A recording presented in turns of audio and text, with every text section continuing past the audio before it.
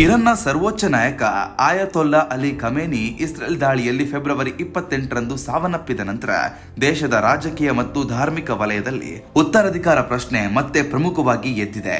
Israel ನಡೆಸಿದ ನಿಖರ ದಾಳಿಗಳು ಮಧ್ಯಪ್ರಾಚ್ಯದಲ್ಲಿ ಭಾರಿ ಉದ್ವಿಗ್ನತೆಯನ್ನು ಉಂಟು ಮಾಡಿದ್ದು ಇರಾನ್ನ ಆಂತರಿಕ ಆಡಳಿತದ ವ್ಯವಸ್ಥೆಯ ಮೇಲೂ ದೊಡ್ಡ ಪರಿಣಾಮ ಬೀರಿದೆ.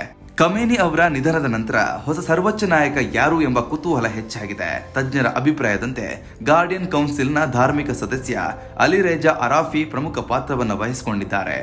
ಖಮೇನಿ ಅವರ ಸಾವಿನ ನಂತರ ದಿನವೇ ಅರಾಫಿಯನ್ನು ಇರಾನ್ನ ತಾತ್ಕಾಲಿಕ ನಾಯಕತ್ವ ಮಂಡಳಿ ಅಂದ್ರೆ ಲೀಡರ್ಶಿಪ್ ಕೌನ್ಸಿಲ್ ನ್ಯಾಯ ತಜ್ಞ ಸದಸ್ಯರಾಗಿ ನೇಮಿಸಲಾಗಿದೆ ಎಂದು ವರದಿಯಾಗಿದೆ. ಈ ತಾತ್ಕಾಲಿಕ ನಾಯಕತ್ವ ಮಂಡಳಿ ಖಮೇನಿ ಅವರ ಅಧಿಕಾರವನ್ನ ನಿರ್ವಹಿಸುವ ಹೊಣೆ ಹೊತ್ತಿದೆ. ಇರಾನ್ ಸಂವಿಧಾನದ ಪ್ರಕಾರ ಸರ್ವೋಚ್ಚ ನಾಯಕನ ಸ್ಥಾನ ಖಾಲಿಯಲ್ಲಿದೆ. ಅಸೆಂಬ್ಲಿ ಆಫ್ ಎಕ್ಸ್ಪರ್ಟ್ ಹೊಸ ನಾಯಕನನ್ನ ಆಯ್ಕೆ ಮಾಡುವವರೆಗೆ ತಾತ್ಕಾಲಿಕ ಮಂಡಳಿ ದೇಶದ ಆಡಳಿತವನ್ನ ನೋಡಿಕೊಳ್ಳುತ್ತದೆ. ಈ ಮಂಡಳಿಯಲ್ಲಿ ರಾಷ್ಟ್ರಪತಿ ಮಸೂದ್ ಹಾಗೂ ಮುಖ್ಯ ನ್ಯಾಯಮೂರ್ತಿ ಗೋಲಂ ಹುಸೇನ್ ಅವರು ಕೂಡ ಸದಸ್ಯರಾಗಿದ್ದಾರೆ. ಈ ಮೂವರು ಸೇರಿ ದೇಶದ ಪ್ರಮುಖ ನಿರ್ಧಾರಗಳನ್ನು ಕೈಗೊಳ್ಳುವ ಜವಾಬ್ದಾರಿಯನ್ನು ಹೊಂದಿದ್ದಾರೆ. ಅಮೆರಿಕ ಮತ್ತು ಇಸ್ರೇಲ್ ಹಲವು ತಿಂಗಳ ಸೈನಿಕ ಸಿದ್ಧತೆಗಳ ನಂತರ ಸಂಯೋಜಿತ ದಾಳಿಯನ್ನ ನಡೆಸಿದ್ದವು. ಇವು ಶಾಂತಿ ಮಾತುಕತೆಗಳ ಅನೇಕ ಸುತ್ತುಗಳು ವಿಫಲವಾದ ಬಳಿಕ ನಡೆದವು ಎನ್ನಲಾಗಿದೆ. ಅಮೆರಿಕ ಹಾಗೂ ಪಶ್ಚಿಮ ಮಿತ್ರ ರಾಷ್ಟ್ರಗಳು ಇರಾನ್ನ ಅಣು ಯೋಜನೆ ಬಗ್ಗೆ ದೀರ್ಘಕಾಲದಿಂದ ಅನುಮಾನ ವ್ಯಕ್ತಪಡಿಸುತ್ತಿದ್ದು ಇರಾನ್ ತನ್ನ ಅಣು ಕಾರ್ಯಕ್ರಮವನ್ನ ಶಾಂತಿಯುತ ಉದ್ದೇಶಗಳಿಗಾಗಿ ಬಳಸ್ತೇವೆ ಎಂದು ಹೇಳಿಕೊಂಡಿದ್ರು. ಆದ್ರೆ ಪಶ್ಚಿಮ ದೇಶಗಳು ಅದನ್ನ ಭದ್ರತಾ ಸವಾಲು ಎಂದು ಅಂದುಕೊಂಡಿದ್ರು. ಇನ್ನೊಂದು ಪ್ರಮುಖ ವಿಷಯ ಏನಂದ್ರೆ ಇರಾನ್ನ ಕ್ಷಿಪಣಿ ಕಾರ್ಯಕ್ರಮ. ಅಮೆರಿಕ ಮತ್ತು ಇಸ್ರೇಲ್ ಇರಾನ್ ತನ್ನ ಕ್ಷಿಪಣಿ ಅಭಿವೃದ್ಧಿ ಯೋಜನೆಯನ್ನ ನಿಲ್ಲಿಸಬೇಕು ಎಂದು ಒತ್ತಾಯಿಸುತ್ತಿದ್ವು. ಆದ್ರೆ ತೆಹರಾನ್ ಇದನ್ನ ತನ್ನ ರೆಡ್ ಲೈನ್ ಎಂದು ಘೋಷಿಸಿ ಮಾತುಕತೆಯಲ್ಲಿ ಯಾವುದೇ ಹಿಂಜರಿತ ತೋರಿಸಲಿಲ್ಲ. ಇದೇ ವಿಚಾರ ಮುಂದಿನ ಸೈನಿಕ ಉದ್ವಿಗ್ನತೆಗೆ, ಮುಂದಿನ ಒಂದು ವಾರಿಗೆ, ಮುಂದಿನ ಒಂದು ಯುದ್ಧಕ್ಕೆ ಕಾರಣವಾಯಿತು ಎಂದು ವಿಶ್ಲೇಷಕರು ಹೇಳ್ತಾರೆ. ಖಮೇನಿ ಅವರ ನಿಧನದಿಂದ ಇರಾನ್ನ ರಾಜಕೀಯ ವ್ಯವಸ್ಥೆಯಲ್ಲಿ ಅಸ್ಥಿರತೆ ಉಂಟಾಗುವ ಸಾಧ್ಯತೆ ಇದೆ. ಅವರು ಹಲವು ದಶಕಗಳಿಂದ ದೇಶದ ಧಾರ್ಮಿಕ ಮತ್ತು ರಾಜಕೀಯ ನೀತಿಗಳನ್ನು ರೂಪಿಸುವ ಪ್ರಮುಖ ವ್ಯಕ್ತಿಯಾಗಿದ್ದರು.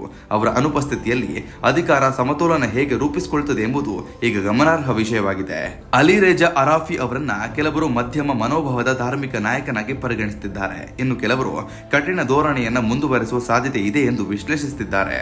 ಮಧ್ಯಪ್ರಾಚ್ಯದಲ್ಲಿ ಈಗಾಗಲೇ ಉದ್ವಿಗ್ನ ಪರಿಸ್ಥಿತಿ ಇರುವ ಸಂದರ್ಭದಲ್ಲಿ ಇರಾನ್ನ ಹೊಸ ನಾಯಕತ್ವ ಯಾವ ರೀತಿಯ ನೀತಿಯನ್ನು ಅನುಸರಿಸುತ್ತದೆ ಎಂಬುದು ಜಾಗತಿಕ ರಾಜಕೀಯದ ಮೇಲೆ ಪರಿಣಾಮ ಬೀರುವ ಸಾಧ್ಯತೆ ಇದೆ.